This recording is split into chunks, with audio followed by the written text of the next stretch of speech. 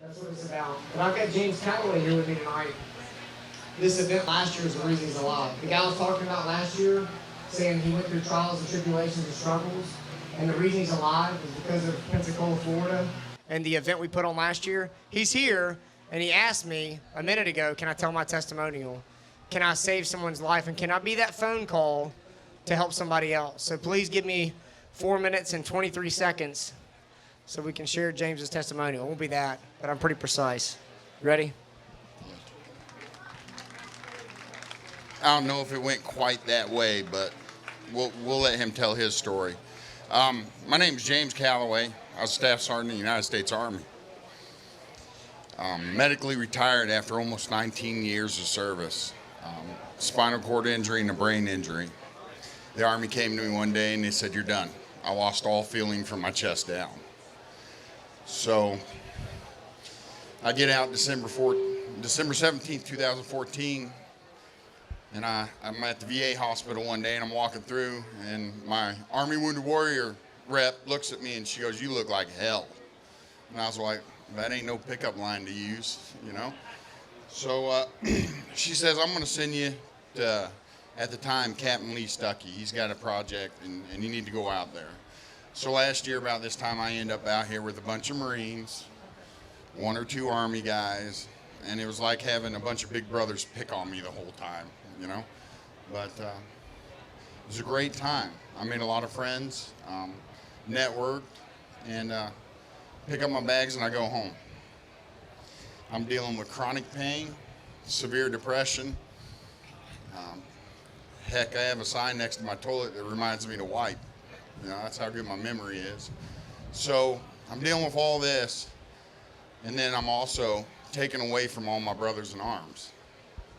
I'm sitting at home around a bunch of loving, caring people like you that don't know what's going on, and if I sat and told you, you'd probably get sick to your stomach. One night I decided to go drinking with my buddies, and I went out, and we started drinking, and on the way home, I shot a message. I said, "I'm done." I didn't think about my 3 daughters. I didn't think about anybody. And I went home and I took over 500 Tylenol and downed it with about 3 or 4 bottles of Benadryl. And I don't know if any of you are in the medical field, Tylenol shuts down your liver and kidneys, and it's a painful death over 2 to 3 days. And the doctor in the ER said, "Why would you do that?" And I said, "I've created a lot of pain and suffering, and I deserve to suffer, and it's time for me to go." In that ER, my father was there. And I've never seen a look of disappointment in my dad's face.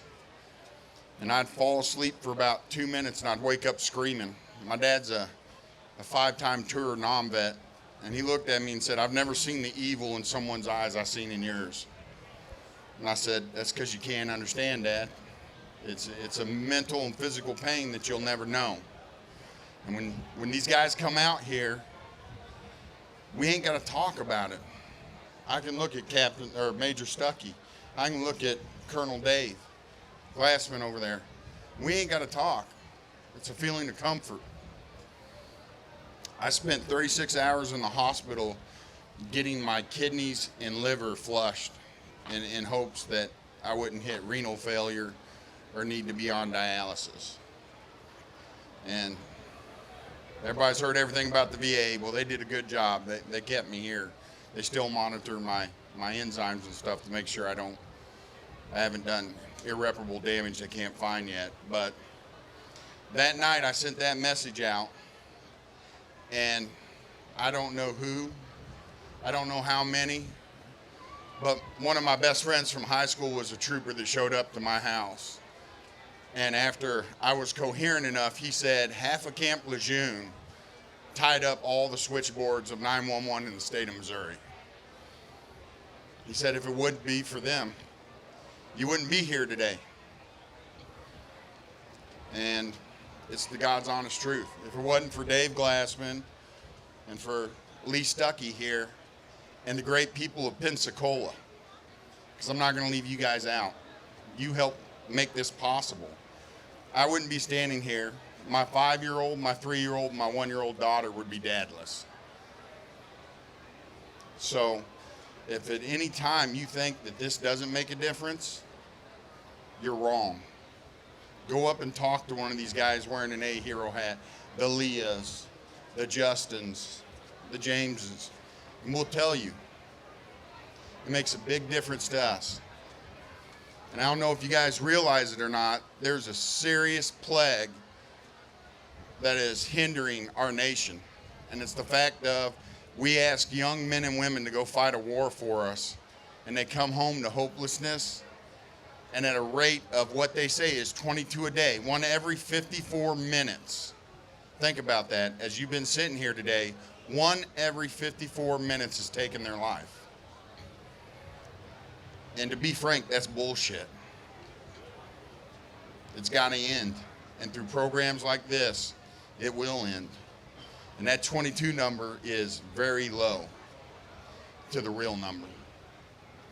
But I appreciate your support, and I'm glad I got to come. Thank you.